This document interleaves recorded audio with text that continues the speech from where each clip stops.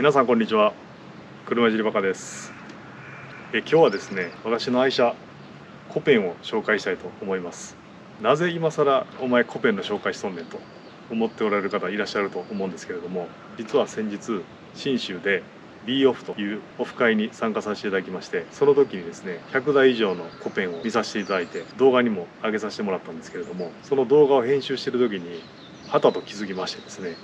あれそういや俺自分の車紹介したことないなと思いまして、いつもいじり回してばっかりでどんな車に乗ってるかっていう紹介をしたことがなかったので、ちょっとそれを今日はやってみようと思いまして動画を撮っております。はい、まずは外観です。右前の方からいきます。かっこいいですね。自分で言うなっちゅうねんけど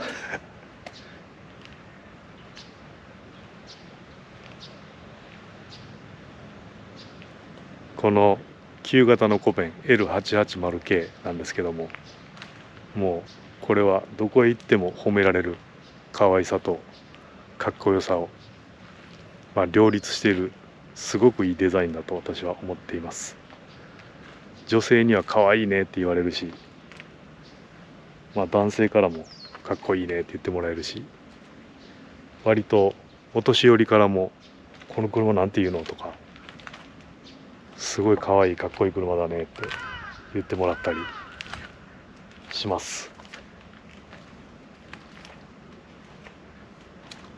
もちろんオープンカーですんで、オープンにして走ると目立ち度抜群です。やっぱりこの丸めが特徴的で、今あんまり丸めの車ってなくなってきているので、すごく希少価値のある車かなと思います。どっから見てもかっこいい可愛いデザインだと思うので、私が特に好きなのはこの真横かな。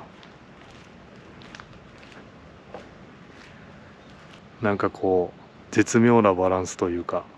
今はできない低いボンネットですね。これ規格が変わっちゃったんで、今こんなに低いボンネットの車は作れないみたいですけど、難しいことは私分かりませんけれども、とにかくデザインはかっこいいです。ダイハツのデザイナーの方素晴らしいと思います。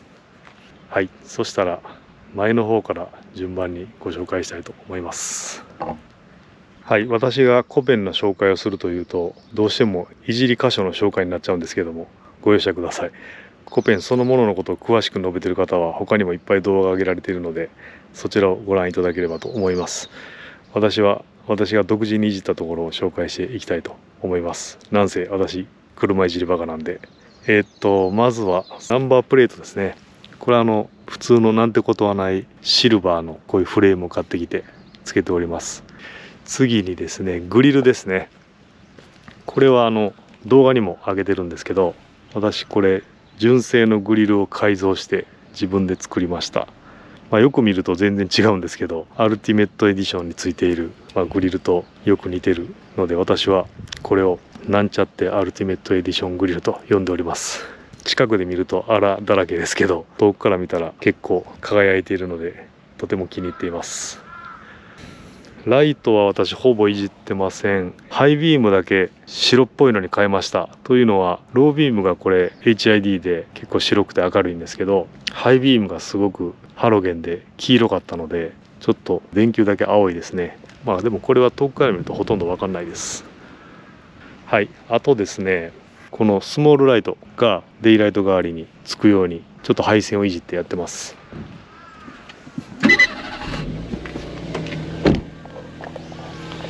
はい、ちょっと今エンジンつけてみたんですけど、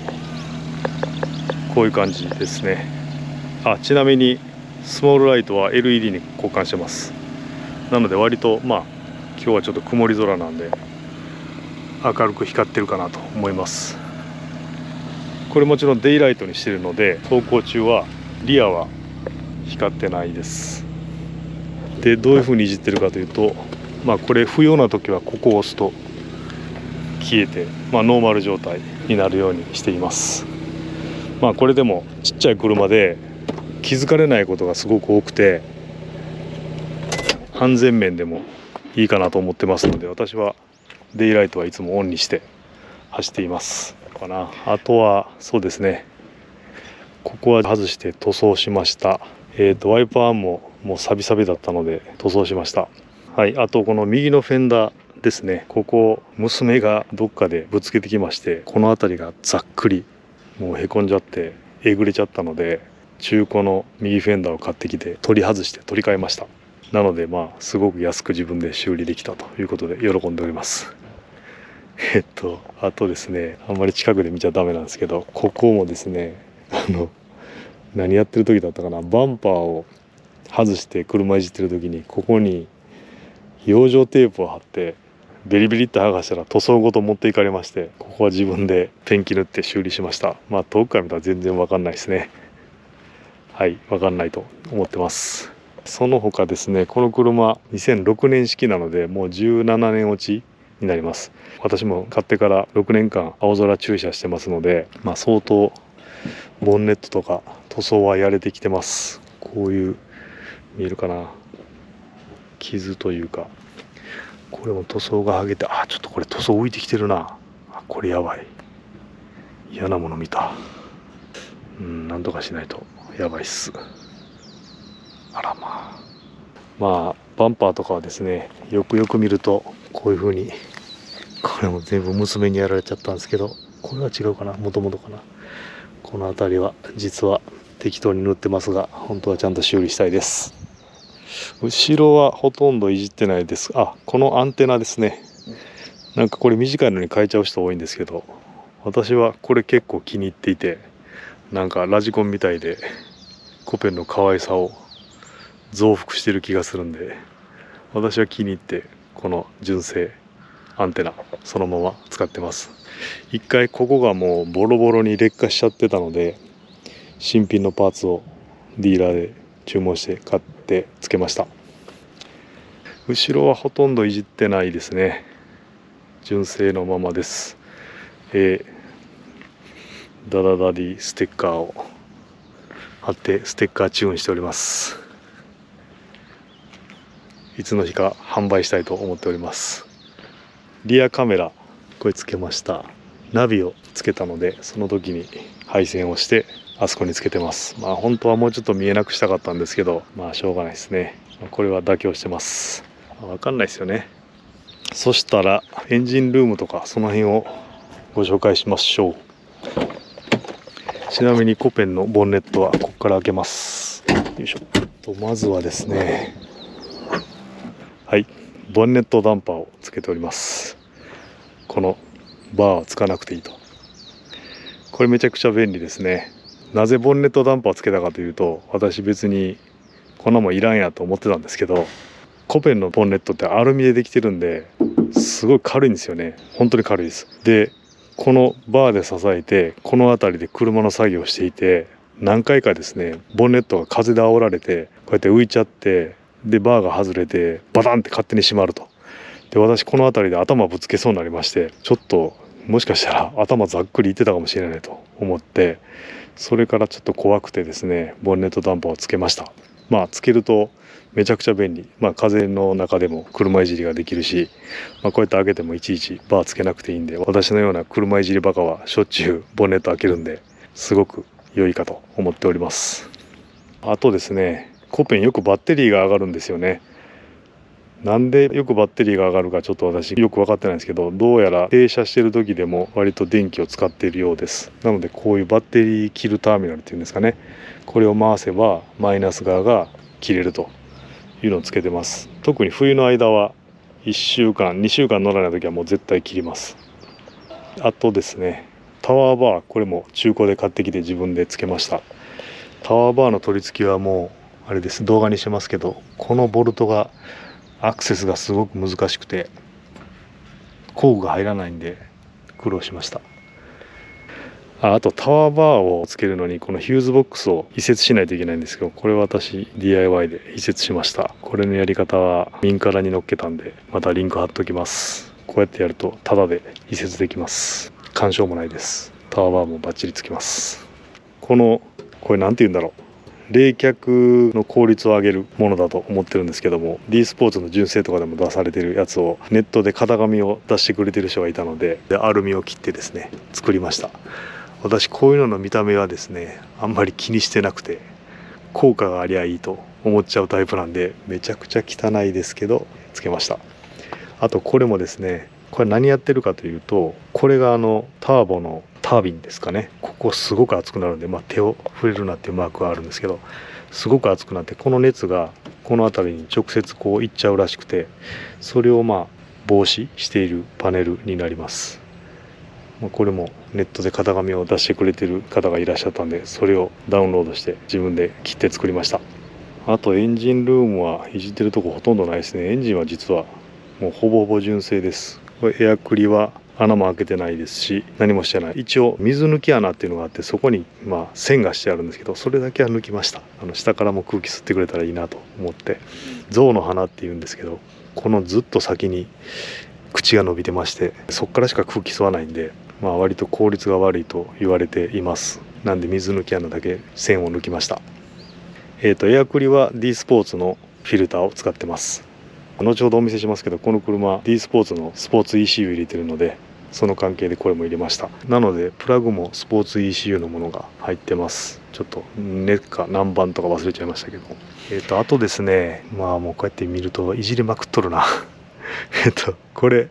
動画でも紹介しましたけれども、クルーズコントロールつけてます。この車マニュアルなんですけど、クルーズコントロールをつけて、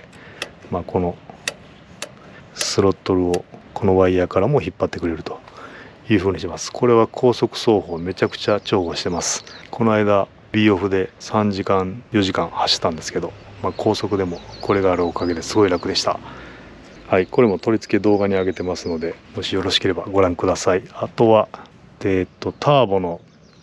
ブーストメーターつけてるんで配線がしてあります。あ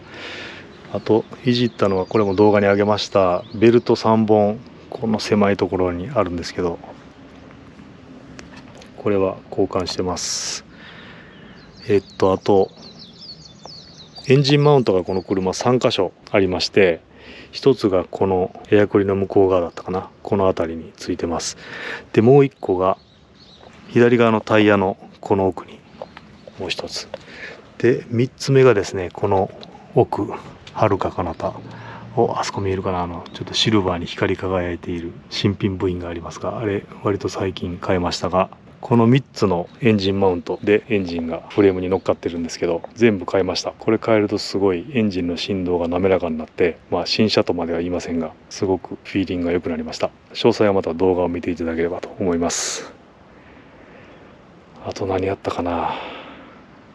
そうだ、このタペットカバーのパッキンですねが劣化しててオイルが漏れてたので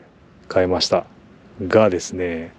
多分ここの液体ガスケットの塗り方が良くなかったのか知らないですけど、ちょっと少しずつ漏れてますね、まだ。なのでこれはまた近いうちにやり替えたいと思います。あとホーンはこれどっかの三つ葉のホーンに交換してます。インタークーラーとかはそのままですね。これを変えるとすんげえ速くなるよって近所の車屋のおっちゃんにいつもささやかれるので、やりたいなと思っております。はい、前は以上です。めっちゃいじってるな。車いじりバカですね、やっぱりね。後ろに行きたいと思います。後ろはあまりいじってないです。このトランクバーですね、これはつけてます。最初私実はここにですね、自作でホームセンターのパーツでトランクバーって作ってたんですけど、それでも結構効果あったんですけど、どうしてもですね、ここにバーが来ちゃうと荷物を乗せるスペースが制限されちゃうんで、ここにバーが来ちゃうんでね。なんでこの D スポーツのトランクバー買いました。これだけでも後ろがすごいかっちりして、後ろのサスがちゃんと機能してくれるっていう感じが実感できました。あとトランクにライトがないので、私こういうスイッチをここにつけてまして、これ押すとライトがつくようにします。これは夜すごく明るいです。両面テープ剥がれとんな。また貼らないと。はい。あとこういうふうにタオルが詰めてあるのをご覧いただけると思うんですが、はい、もうこの左側のここがめちゃくちゃ雨漏りしまして、これ約1年半ぐらい雨漏りと格闘しまして、これをまた動画にもしてますんでご覧ください。最終的にウェザーストリップを交換して、ここですね、このウェザーストリップと、あとこれとセットになってるストリップがあるんですけど、それ交換しました。そしたら止まりました。でも一応またいつもおるか分かんないんで、タオルをここに入れてます。でこれが常に湿ってないかというのをチェックします。これなんかちょっと湿っとるな、大丈夫か。この下に新聞をいつも入れていて、ここに水が溜まるんで、私ちょっとこれサビ転換剤で処理してますが、はい、ここから雨漏りがするとですね、ここへ伝わってきて、ここに溜まって、でここで溜まった水が溢れると、今度ここに落ちてきます。ここに落ちてくると、今度ですね、これ工具とかあるんですけど、この下に溜まって、ここが錆びてます。なのでコペンをこれから買われる方はですね、必ずトランクを1回開けて、ここをはぐってもらって、ここがどれぐらい錆びてるかっていうのを見ると、だいたいその車が雨漏りがあったかどうかっていうのは分かると思います。ちなみに私の車はもう買った時、このトランクもなんかもうサビサビだったし、工具も全部もうめちゃくちゃ錆びてました。なので1回雨漏りをしたのを修理されていたと思いますんで、この辺のウェザーストリップは多分1回変えてあります。はい、それでも漏れました。後ろはそんなところです。タイヤとホイールですね。タイヤはブリヂストンのポテンザ RE004 つけてます。このホイールはですね、レグザスっていうメーカーのやつなんですけど、別に全然機能的じゃなくて重いし値段も安いです。でもデザインがめっちゃ気に入ってて、もうこれはデザイン一択で買いました。どうですか、かっこよくないですか。このホイールは私デザインめっちゃ気に入ってます。この間も B オフで褒めてもらいました。かっこいいっすねって言ってもらいました。なのでご機嫌です。はい、サスペンションとかあの辺りは全然いじってなくてノーマルです。走行距離が8万キロなんで、多分自然に落ちてきてると思います。新品のサスに変えるともうちょっと車高上がると思います。はい、そんな感じです。じゃあ車内に行きます。はい、車内ですが、まずはシートですね。私は純正のシートにこのシートカバー、これオートウェアさんというところでちょっと色を特注して作ってもらいました。白にですね、見えるかな、オレンジのステッチが入っているというものにしました。これすごく気に入ってます。はい、でももうこれつけて6年になるんで、だいぶ色が剥げちゃってますね。ちょっと映像じゃ分かんないですけど、ドアストライカー、これもう閉店されちゃった GP さんっていうところのやつで、中古で私手に入れてつけたんですけど、これも結構効果絶大でしたね。体感できるぐらい効果ありました。すごくボディががっちりしました。あとこれは自分で自作で作りましたが、もう傷だらけだなこれな。いろいろなんか物が当たるんで、本当はこっちも自作で作りたいんですけどできてません。スピーカーはケンウッドの16センチだったかな、これつけました。ツイッターここ穴開けて取り付けました。ドアのこれも動画にしてます。このパネルと、あとこのシルバーのパーツですね。確かこれがトヨタの純正部品、これはダイハツのやつをネットで買ったかな、つけました。でドアはデッドニングしましたので、ちょっとドアの閉まる音をちょっと聞いてもらいたいんですけど、こういう感じですね。コペンのデッドニングする前のドアの音って多分閉めるとバンっていう軽自動車独特の軽い音がすると思うんですけど、私のコペンはこういう感じです。はい、これだけでも結構気分が上がります。車いじりバカです。はい、では乗り込んでみたいと思います。よいしょ。はい、車内ですね。まずは飾り的なところでいうと、このエアコンのところのリングですね。これシルバーのものをこうつけてるんですけど、ここれは皆さんコペン乗りの方はやられている100均の茶こしを買ってきて、外枠がシンデレラフィットするので、それを磨いてつけております。これを見つけた人はすごいですね。あとこういうウッド調のパネルがついてます。これ純正パーツですね。これは前のオーナーさんからつけてもらってました。と灰皿のところにこういう木目調がついてます。これは私が自分で貼りました。あとシフトノブはこういうウッドの、これも純正のやつなのかな、ついてました。これはもともとついてたものをそのまま使ってます。とこのシフトブーツですね。これはボロボロだったんでミシンで縫いました。このサイドブレーキのブーツも自分で縫いました。あとこのボタンですね。これ純正はプラスチックの黒いのがついてるんですけど、これはネットで買いまして、こういうパーツをつけてます。はい。こうやって紹介するといじりまくってるな。ナビはですね、カロッツエリアの Apple CarPlay が動くものをつけてます。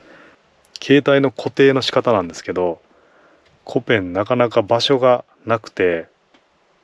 すごく悩んだんですけど、結局私はこういうめちゃくちゃハードコア仕様のホルダーを自分で作りまして、このナビの取り付けボルトに友締めしてます。なのでほぼほぼこれだと緩まないし動かないし、気に入ってます。もうちょっと綺麗にしたいけどな。いいや。はい、こんな感じです。さっきお見せしたターボのブーストメーターですね。さっきメーカー名分かんなかったですけど、オートゲージさんのやつですね。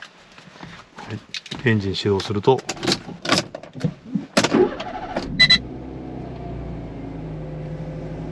こんな演出をしてくれます。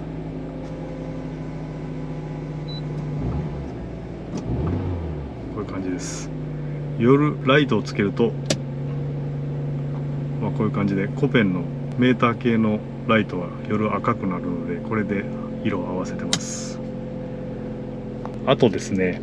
これなんやねんってこれ実はコペンのホーンって押しにくいで、これ押しても鳴らなくて、ここ押さないとならないですよね。なのでありがとうみたいなピッっていうのはやりにくいんで、これをつけました。これでホーンが鳴ると。でもこれ作ったけど使ったの3回ぐらいしかないかなもういらんな、撤去しようかな。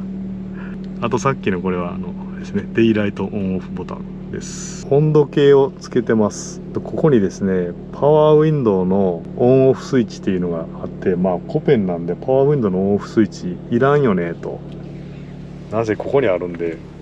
仮にここに子供が乗っていじりそうになったらここでやめとけって言えばいいんで、いらないかなと思ってボタンは奥に引っ込めて片付けてあります。でそのスペースを使って温度計を入れてます。と外気のセンサーはさっき紹介するの忘れましたけど、フロントのバンパーの下あたりにつけてます。室内の温度計はこの辺につけました。あとはですね、こういう小技はやってますね。これ皆さんやっておられると思うんですけど、コペンどうしてもガタピシ言うんですよね。で私は割と補強いろいろやったんでガタピシほぼ言わなくなったんですけど、でもここに100均で売ってる家具の足に履かせる靴下ですね。はい、それをつけてます。一応保険のためガタピシ言わないように。この車シートヒーターがもともと純正でないタイプだったので、これは自分でシートヒーターをつけたものです。これ左右のスイッチがこちらにあって温度調整ができるんですごく便利で重宝してます。純正のシートの上にシートヒーターのシートをかぶせて、でさらにその上からこのオートウェアさんのシートカバーをかけてます。これは冬場必須ですね。でこのボタンが何かというとですね、いつでもオープンボタンといつでもオープンオート切り替えです。はい、やってみます。まずロックを外しまして、でコペンはですね、オープンにするとき必ずサイドブレーキを引いていないといけないんですけれども、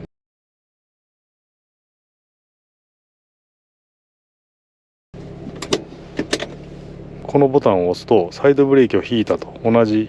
状態にできます。なのでこのボタンを押してスイッチを上に上げるとオープン動作が始まります。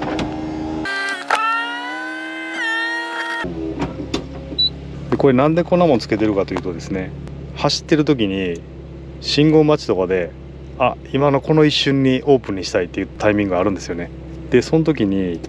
サイドブレーキを引いてこういう操作をすればいいんですけど、どうしても最後あと3秒で閉まるのに赤から青に変わっちゃったっていう瞬間が絶対あるんですよ。コペン乗りの方皆さんあるあるって今思ってもらってると思うんですけど、その時にサイドブレーキ引いてると走れないんで、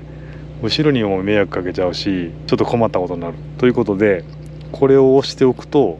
残り3秒とかだったらもう私あんまり気にせずに走るんで、走りながらオープンとかクローズの動作ができるという風になってます。本当は走りながら開閉しちゃいけないんですけど、パーツがね傷んじゃうんで、なのでやらない方がいいんですけど、そういうギリギリのタイミングでちょっとやりたいっていう時があるので、それで使ってます。これがなくても、このボタンがなくてもですね、普通にサイドブレーキ上げたり下げたりしてる時でもこれを使うとですね、こういう車を離れてもボタンをずっと押してなくても開けたり閉めたりの動作ができるので、これは大変便利です。もうほぼあのスイッチでしかオープンクローズの動作はしなくなりましたというものをつけております。あとはこれはサブウーファーのコントロールですね。サブウーファーここにつけてます。これもですね、ここにつけていい音鳴ったんですけど、この後ろのパネルが共振しちゃうんで、この後ろのパネルもデッドニングしてあります。結構いい音します。はい。コンピューター ECU はこの奥に D スポーツの、マークが見えると思うんですが、D スポーツのスポーツコンピューターを入れてます。これ入れるとハイオク仕様になるんですけど、80馬力ぐらいは出てると言われてます。なんでこれをつけるともう雲泥の差、なんてすごい加速するんだとちょっと驚きました。そんな感じのものです。とても大事なものを紹介するのを忘れてました。このオーバーヘッドクロスバーですね。これはシマアルファさんという方が作られているパーツになるんですけど、これを買わせていただきました。これも取り付け動画ですね。シマアルファさん直々にご指導いただいて付け方を教えてもらって付けたというか、シマアルファさんに全部付けてもらった動画がありますんで、ぜひそれを見てください。これをつけるとですね、もう車が全然別物になりました。なのでもうこれは外せないですね。コペンやっぱりどうしても剛性が、屋根がない分サイドシールのこの辺りとか、フロアの剛性に頼らないといけないんですけど、これをつけるだけですごく安定感も出ましたし、ボディがソリッドになったというか剛性が高くなったというのが素人の私でも分かりました。なんでこれは超おすすめパーツですね。はい。あと細かいですが、コペンどうしてもシートベルトの出口がここなんですけど、もともとのシートベルトガイドがこの辺りについてて、なんかどうしても一回ワンクッション抵抗が増えちゃうんですよね。でこういうちょっと延長するものをネットで売ってたんで、こういう感じで上にずらしています。これでちょっとはマシになったかな。あんまり大きくは変わらないですけどね。はい。あといじってるという意味では、これも動画に上げてますが、フロアの補強を自作でやってます。これ映るかな。このパーツですね。はい。これをですね、羽子板ボルトとタカナットと組み合わせて作りまして、これをフロアに合わせております。ここにもついてるな。はい。これも個人的な感想なんですけど、めちゃくちゃ剛性が上がったと思ってます。あと純正のバーももともとついてるやつもあるらしいんですけど、私のはついてなかったので取り付けました。はい。ということで、自分の車の紹介という名を借りて自己顕示欲を満たすことができたので嬉しいです。オープンにした様子、こんな感じです。やっぱかっこいいな。クローズもね、もちろんかっこいいんですけど、オープンも抜群ですね。私が好きな角度はこの角度、かっこいいね。めっちゃいいです。もうにやけちゃいます。なんかあんまりスタイルをいじろうと思わないんだよな、純正がかっこいいから。はい、前からの角度はこれぐらいが一番かっこいいかなですね。はい、ということで私の愛してやまないコペン紹介させていただきました。長々と今日もご視聴ありがとうございました。また次の動画でお会いしましょう。それではまた。